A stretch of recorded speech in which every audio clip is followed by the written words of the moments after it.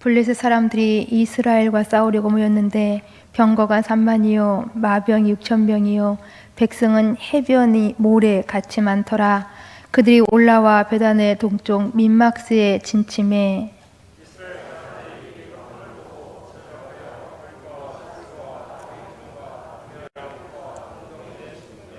어떤 히브리 사람들은 요단을 건너 각과 길르앗 땅으로 가되 사울은 아직 길갈에 있고 그를 따른 모든 백성은 떨더라.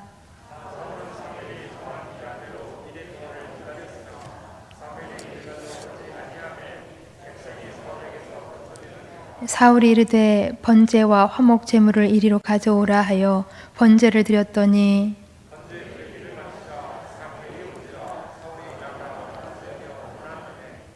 사무엘이 이르되 왕이 행하신 것이 무엇이냐 하니 사울이 이르되 백성은 내게서 흩어지고 당신은 정한 날 안에 오지 아니하고 블레셋 사람은 믹마스에 모였음을 내가 보았으므로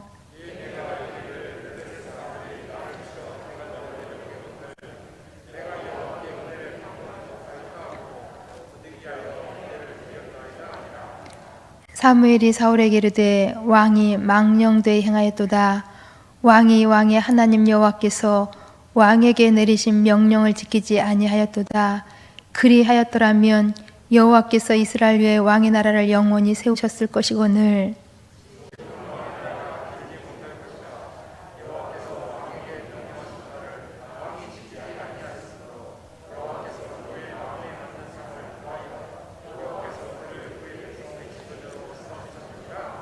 함께 보십니다. 사무엘이 일어나 길갈에 떠나 사울이 자기와 함께한 백성의 수를 세어보니 600명 가량이라. 아멘. 10길 물속은 알 수 있어도 한 길 사람 속은 잘 알 수 없다는 속담이 있습니다. 한 길 사람 속은 알 수 없다. 그만큼 사람의 마음 잘 알 수 없다는 것입니다. 마찬가지로 우리의 믿음도 잘 알 수 없는 것 같습니다. 누가 믿음이 좋은 사람인지, 누가 믿음이 있는, 믿음이 큰 사람인지, 그 사람의 믿음이 얼마만큼 큰지, 그 사람의 믿음이 과연 진짜인지 알기가 쉽지 않다는 것입니다. 그러나 우리는 위기를 만났을 때에, 큰 어려움을 만났을 때에 그 위기를, 그 어려움을 어떻게 극복해 나가는가를 보면 그 사람의 믿음도 잘 알 수 있을 줄 압니다. 우리의 믿음의 조상 아브라함의 믿음은 어떤 믿음이었습니까?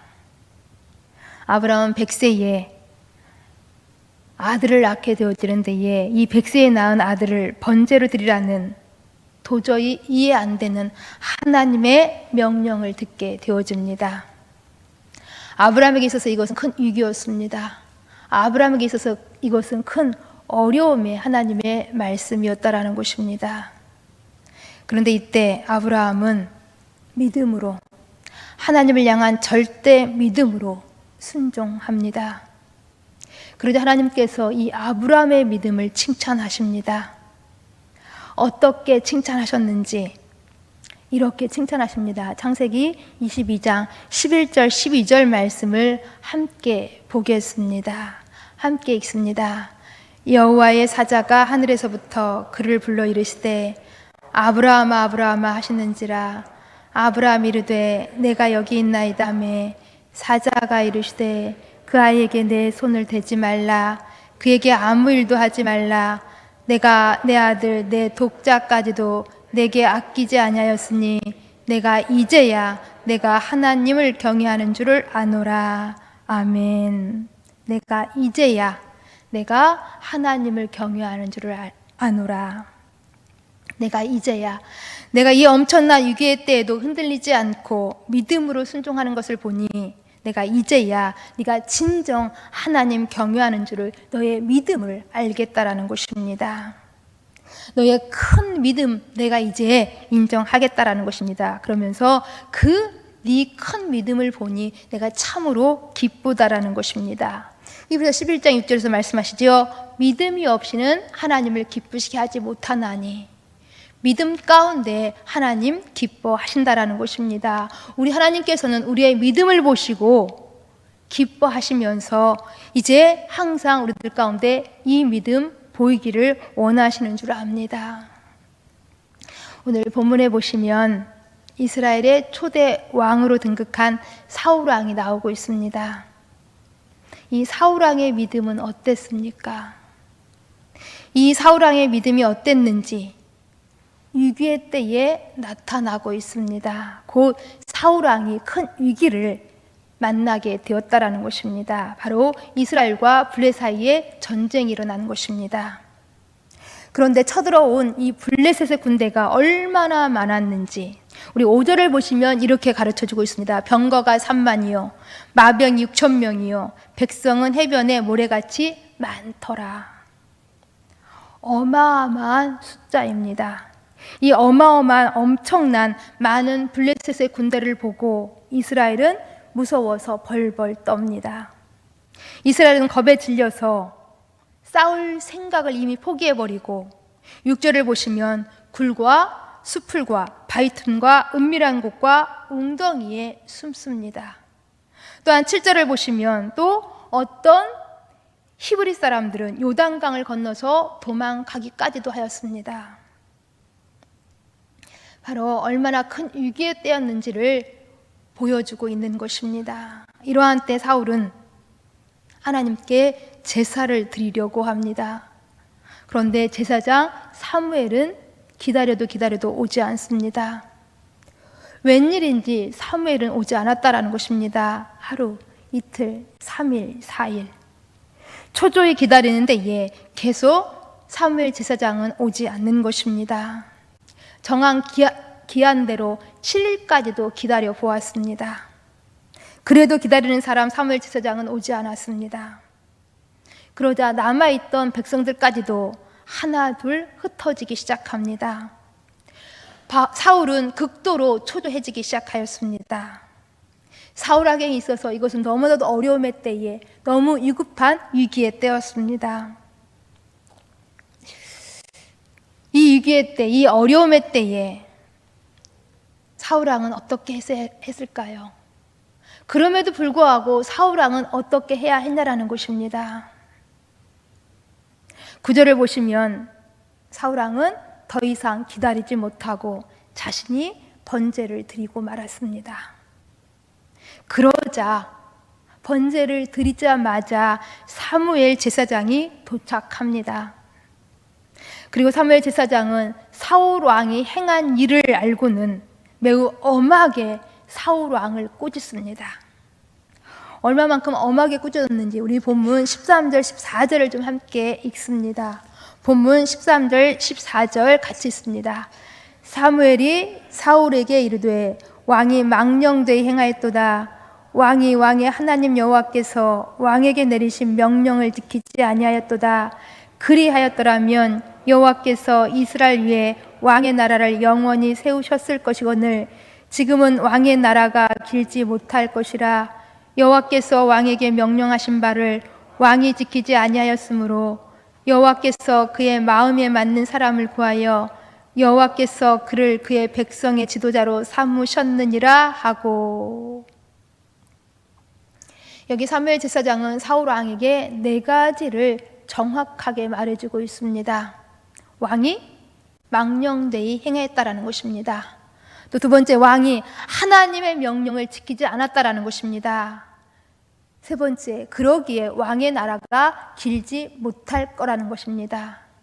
그리고 하나님께서는 새 왕을, 하나님 마음에 맞는 사람으로 새 왕을 하나님이 준비하셨다라는 것입니다. 이처럼 사울 왕은 엄청난 하나님의 책망을 들었습니다. 어떻게 생각하세요? 사실 엄밀히 우리 한번 생각해 보시기 바랍니다. 사울 왕이 이 위기의 때에 이 사울 왕이 행한 것이 그리도 잘못한 것입니까? 우리 11절, 12절을 보시면 사울 왕이 왜 자신이 번제를 드릴 수밖에 없었는지를 말하고 있습니다. 자신이 왜 이렇게 번제를 드릴 수밖에 없었는지를 변명하고 있다라는 것입니다. 왜 그렇게 드릴 수밖에 없었는지, 이 위급한 전쟁의 때에 싸워야 할 백성은 계속 흩어지고 제사장은 기다렸는데 오지 않고 적 블레셋은 계속 강한 군사력으로 위협해 오고, 그래서 하나님께 빨리 은혜는 구해야 하겠기 때문에, 하나님의 도우심은 빨리 입어야 하겠기 때문에, 그래서 어쩔 수 없어서 부득이하여서 번제를 드렸다고 사울왕은 설명하고 있습니다. 생각해 보세요. 이것이 그리 크게 잘못한 것입니까? 사울왕이 그렇게 크게 잘못한 것이냐라는 것입니다. 네, 크게 잘못한 건 맞습니다. 정말 사울왕은 크게 잘못하였습니다. 왜냐하면 제사는, 번제는 어디서나 언제든지 아무리 위급한 때라 할지라도, 아무리 어려운 상황이라 할지라도 거룩하게 구별하게 드려져야 했던 것입니다. 절대적으로 하나님께 드리는 이 제사 번제만큼은 하나님의 말씀대로, 하나님께서 가르쳐 주신 그 뜻대로 드려야 했다라는 것입니다. 출애굽기 29장 29절 말씀을 보시면 하나님께서 분명히 말씀하십니다. 아론과 그의 아들들에게 띠를 띄우며 관을 씌워서 그들에게 제사장의 직분을 맡겨서 영원한 규례가 되게 하라. 너는 이같이 아론과 그 아들들에게 위임하여 거룩하게 할지니라 라고 말씀하고 있습니다. 그렇습니다. 하나님께서는 거룩한 제사장 직분을, 하나님 앞에 드리는 제사 번제를 하나님은 거룩하게 구별하셨다라는 것입니다. 요한복음 4장 24절에도 우리 예수님께서 말씀하시지요. 하나님은 영이시니 예배하는 자와 영과 진리로 예배할지니라. 거룩한 제사, 하나님께 드리는 예배는 하나님이 받으시도록, 하나님께서 말씀하신 대로 하나님의 뜻에 맞춰서 거룩하게 구별되게 정성껏 성결히 드려져야 했던 것입니다. 그런데 당시 사울왕은 너무 위급했기 때문에, 전쟁이 이 위험한 순간이었기 때문에 하나님을 위하여서 하나님이 영광 받으시도록 예배하려는 그 마음보다는 빨리 번제를 드려서 이 위기를 모면하려는 것에만 관심이 있었던 것입니다. 그렇기 때문에 하나님을 위한, 하나님이 원하시는 번제보다는 자신의 목적을 이루려는, 곧 하나님의 도우심을 빨리 얻어내려는, 여기에 그는 집중하고 있었다라는 것입니다. 그렇기 때문에 번제에 대해서 말씀하신 하나님의 말씀, 하나님의 뜻에는 중요점을 두지 않았다라는 것입니다. 이런 번제는, 이런 제사는 하나님이 기뻐 받으시는 참된 제사가 되지 못했던 것입니다. 다시 한번 생각해 보시기 바랍니다. 사실 여기 사울이 아무리 이런 전쟁의 위급한 상황이라 할지라도, 아무리 블레셋 군대가 많이 놀라운 숫자로 쳐들어왔다 할지라도, 그러나 이런 가운데서라도 하나님께서 함께 하시면 괜찮다, 하나님 이러한 때라도 도우시면 우리는 분명히 이길 수 있다. 왜냐하면 전쟁은 그러한 숫자에 있는 것이 아니라, 그러한 칼과 창에 있는 것이 아니라 전쟁은 하나님께 속한 것이다.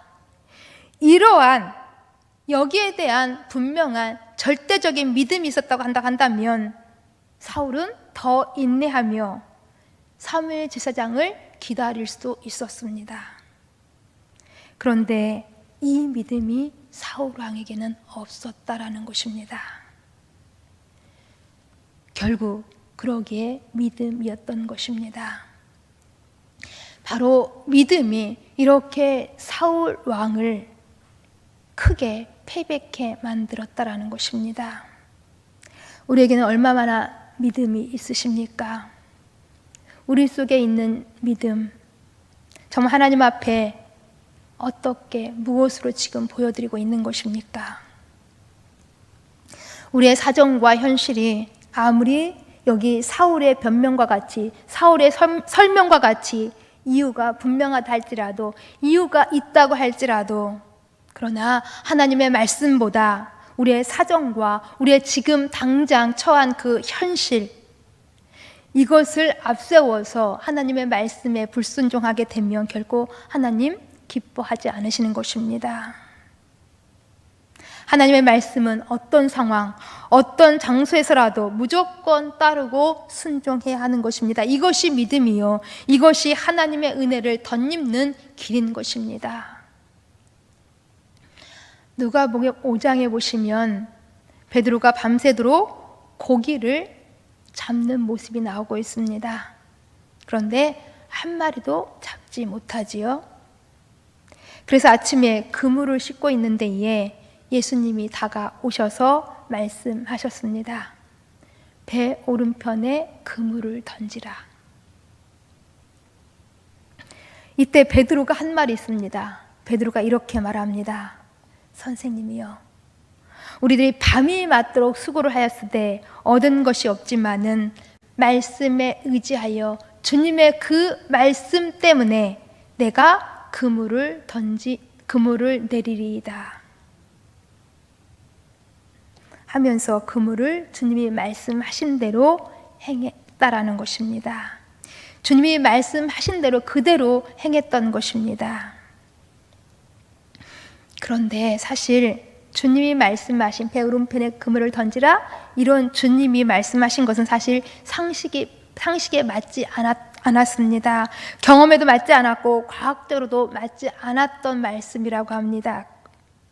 왜냐하면 이때는 고기가 없었습니다. 고기를 잡을 수 없었던 때였다라는 것입니다. 그러나 주님께서 말씀하시는 것이었기 때문에, 주님의 말씀이었기 때문에 순종하겠다라는 것이, 순종한 것이 바로 베드로의 믿음이었습니다. 그런데 사울 왕은 하나님의 말씀에 순종하지 못하고 자기 형편대로, 자기 생각대로 행하였습니다. 하나님의 일은요, 목적도 선해야 하지만 방법도 선해야 하는 것입니다. 즉 하나님의 일은 하나님의 뜻대로, 하나님의 말씀대로 해야 칭찬이 있는 것이고, 하나님이 기뻐, 하나님께서 영광 받으시는 것이고, 여기에 복이 있는 것이라는 것입니다. 하나님의 뜻을, 하나님의 말씀을 잘 헤아리지 못하고 성급히 자신의 생각대로 행동하면 우리도 사울과 같은 이 실수, 우리도 범할 수 있는 것입니다. 그래서 사울이 꾸중들었던, 내가 망령되이 행하였도다, 망령되이 행했도다, 이렇게 꾸중을 들을 수가 있는 것입니다. 그러나 아브라함처럼 어려운 위기의 순간이라도 하나님 말씀 기억하고 순종하면 내가 이제야 내가 하나님 경외하는 줄을 알았다 하시면서 여호와의 일에게 복을 주시는 것입니다. 또한 베드로처럼 말씀에 의지하여 내가 그물을 내리리다 하면 만선의 복을 주님 주시는 것입니다. 우리는 지금 코로나로 인하여서 큰 위기의 때를 살고 있습니다. 너무나도 어렵고 힘든 때를 지내고 있다는 것입니다. 너무나도 불안하고 염려가 많은 때를, 그래서 함부로 나가지도 못하고 함부로 사람들을 만나지도 못하고 너무나도 답답한 그러한 때를 우리는 살고 있습니다. 그러나 이러한 때라도 우리가 하나님 앞에 보여드릴 수 있는 우리의 믿음은 어떤 것입니까? 하나님 기뻐하시고 하나님 칭찬하시는 믿음 많이 보여드릴 수 있기를 바랍니다. 그래서 하나님이 준비하신 그 복을 이 어려움에 따라도 크게 누리실 수 있기를 간절히 소망합니다.